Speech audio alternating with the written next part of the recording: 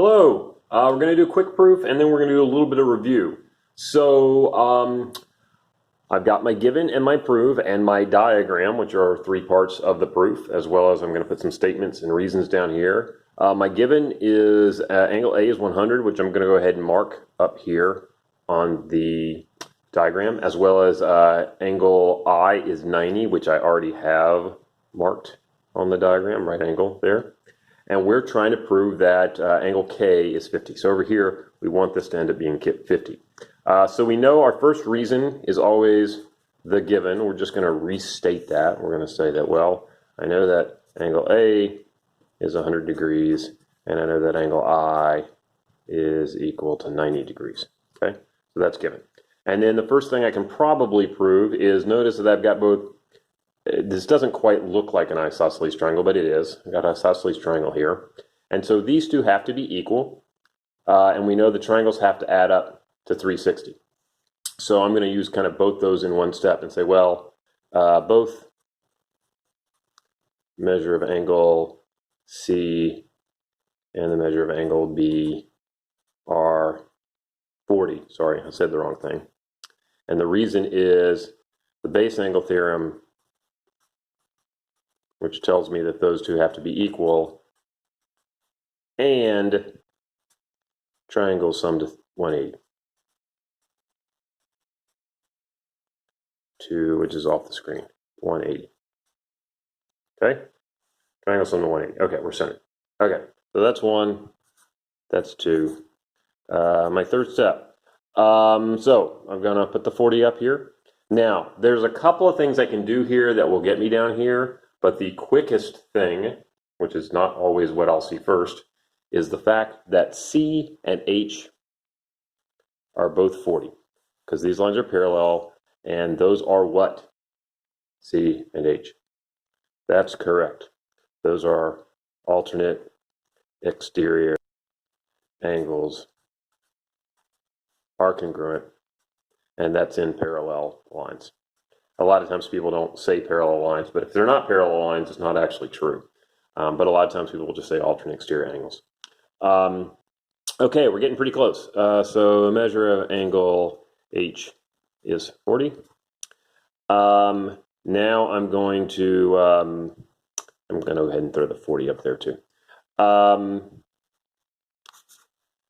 Next step, got a triangle here. Okay. There's nothing parallel here. I can't, this like is not corresponding, H is not corresponding to K or anything like that, but my triangle does add up to 180.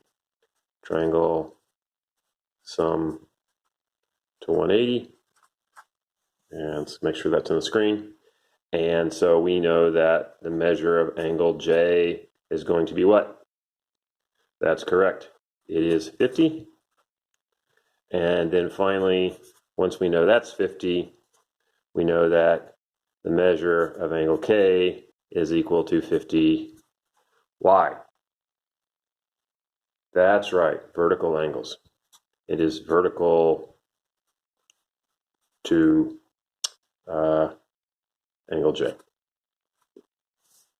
So that is 50. And I am done. My last line will always be what I'm trying to prove. I can stop now. There's a bunch of other angles I can find, but I didn't ask you about a bunch of other angles.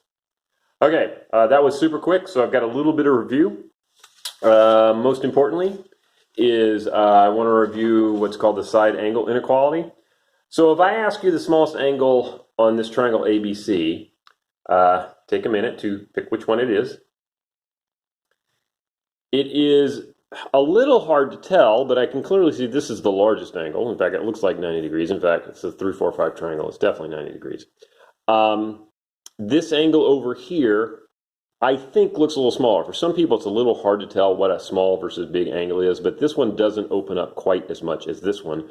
But the triangle inequality basically says, oh, I have the smallest side there. The smallest angle has to be there.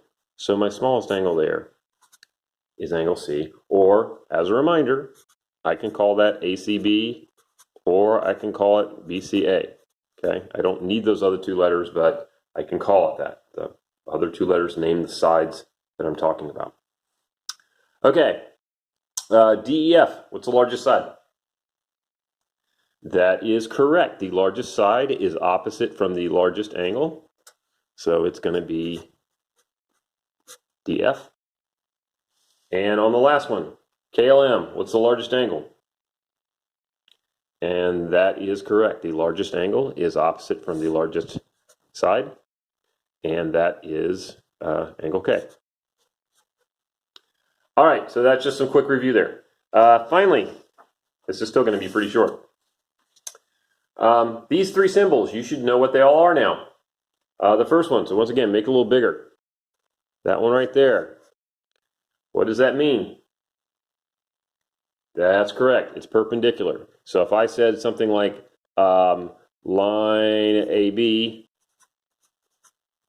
was perpendicular to line CD, this is what the sketch would look like.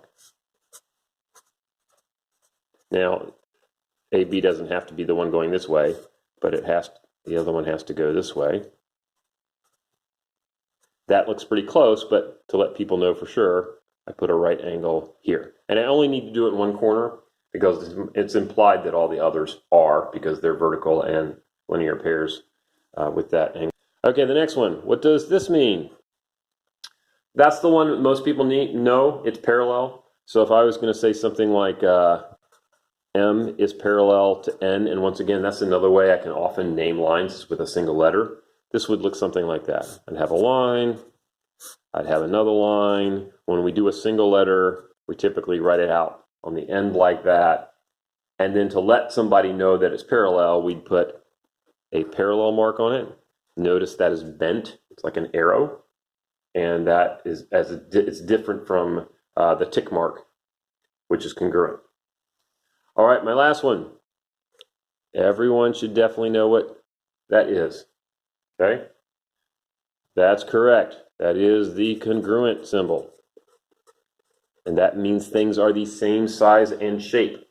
And I like to point out in class, if I tell you, let me pick out a different set of letters.